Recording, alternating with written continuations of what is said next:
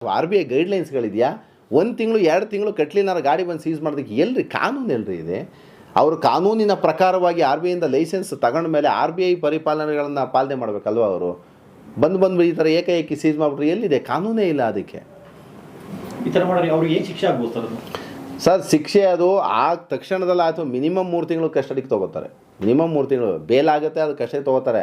Prove ಆಗೋಯ್ತು ಅಂದರೆ ಅವ್ರ ಹತ್ರ ಯಾವುದು ಕೋರ್ಟ್ ಆರ್ಡರ್ ಇರಲ್ಲ, ಯಾವುದು ಆರ್ಡರ್ಗಳಿಲ್ಲ. ಯಾವ ಕೋರ್ಟು ಆರ್ಬಿಟ್ರೇಷನ್ ಅವಾರ್ಡ್ ಕೋರ್ಟ್ ಆಗಲೇಬೇಕು, ಇಲ್ಲ ಕಮರ್ಷಿಯಲ್ ಕೋರ್ಟ್ ಅವಾರ್ಡ್ ತೊಗೊಂಡೇ ಬಂದು ಗಾಡಿ ಸೀಸ್ ಮಾಡಬೇಕು ಅವರು. ಯಾವುದು ಕೋರ್ಟ್ ಆರ್ಡರ್ ಇಲ್ಲದೆ ಏಕಾಏಕಿ ಬಂದು ಇದು ಮಾಡ್ತು ಅಂದರೆ ಅದು ಥೆಫ್ಟ್ ಅಕೌಂಟಿಗೆ ಬಿತ್ತದು, ಇಲ್ಲ ದರೋಡೆಗೆ ಹೋಗುತ್ತದು, ರಾಬ್ರಿಗೆ ಹೋಗುತ್ತೆ.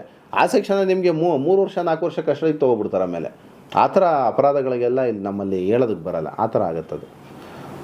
ಸೊ ಫೈನಲ್ ಏನು ಇಷ್ಟಪಡ್ತೀರಾ ಸರ್? ಯಾವುದೇ ಕಾರಣಕ್ಕೂ ನಿಮ್ಮ ತೆಕ್ಕೆನಲ್ಲಿರುವಂಥ ನಿಮ್ಮ ಆರ್ ಸಿ ಓನರ್ಗಳೇನಿದ್ದಾರೆ, ನಿಮ್ಮ ಹೆಸರಿನಲ್ಲಿರೋ ದಾಖಲೆಗಳನ್ನು ನಿಮ್ಮ ಹೆಸರಿನಲ್ಲಿ ಆರಿಸಿತ್ತ ನೀವು ಯಾವುದೇ ಕಾರಣಕ್ಕೂ ಗಾಡಿ ಬಿಡಬೇಡಿ. ನಿಮಗೆ ಆ ಗಾಡಿ ಮೇಲೆ ಹಕ್ಕುಗಳು ಜಾಸ್ತಿ ಇರುತ್ತೆ ಹೊರತು ಸೀಸರ್ಗಳಿಗೆ ಬ್ಯಾಂಕಿಂದ ಬರೋ ಏಜೆಂಟ್ಸ್ಗಳಿರಲ್ಲ. ಹಾಗಾಗಿ ಹೇಳ್ತೀನಿ, ಕೋರ್ಟಿಂದ ಆರ್ಡ್ರ್ ತೊಗೊಬಂದ್ರೆ ಮಾತ್ರ ಗಾಡಿಯನ್ನು ಬಿಡಿ. ಇಲ್ಲಾಂದರೆ ನೀವು ಯಾವುದೇ ಕಾರಣಕ್ಕೂ ಯಾರೋ ಸೀಸರ್ ಬಂದರು, ಯಾರೋ 4 ಜನ ರೌಡಿಗಳು ಬಂದರು ಅಂದರೆ ನಿಮ್ಮ ಗಾಡಿಯನ್ನು ಅವರಿಗೆ ಕೊಟ್ಟು ನಿಮ್ಮ ಹಕ್ಕುಗಳನ್ನು ಚ್ಯುತಿ ಮಾಡ್ಕೊಳ್ಳುವಂಥ ಕೆಲಸಕ್ಕೆ ನೀವು ಹೋಗಬೇಡಿ.